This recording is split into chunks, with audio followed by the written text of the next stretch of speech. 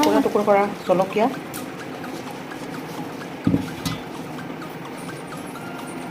আকৌ অলপ আছে এয়া অকণ পিচি দিওঁ, বেছি নহয় আৰু অকণমান।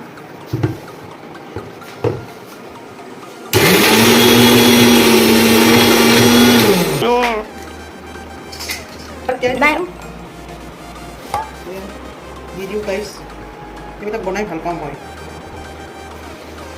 এইবিলাক বনালে আৰু মানে কিনা আচাৰৰ প্ৰতি ইণ্টাৰেষ্ট নাযায় আৰু আমি এনেকৈ খাওঁ গাইছ।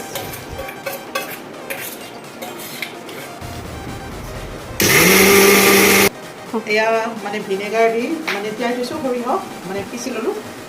এতিয়া আন্দাজ মতে নিমখ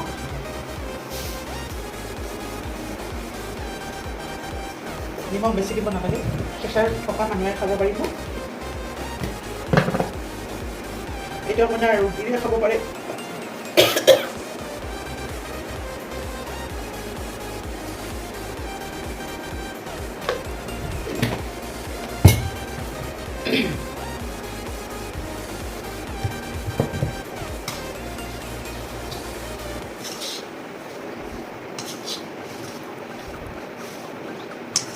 চবখিনি মিশ্ৰণ কৰিলোঁ।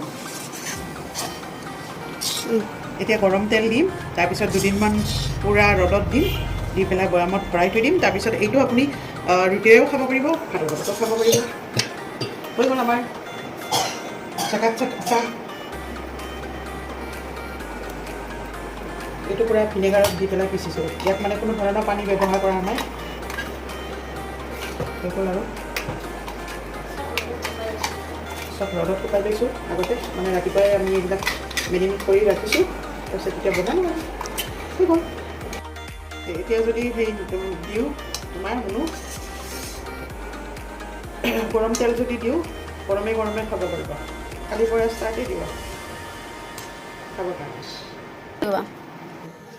এভৰিথিং অ'কে, ইয়াত এড হৈছে।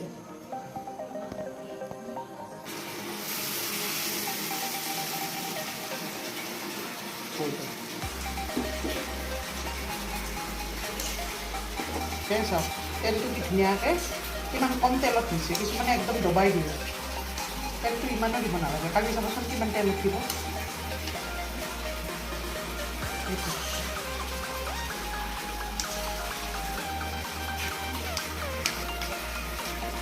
হৈ গ'ল আচাৰ ৰেডি।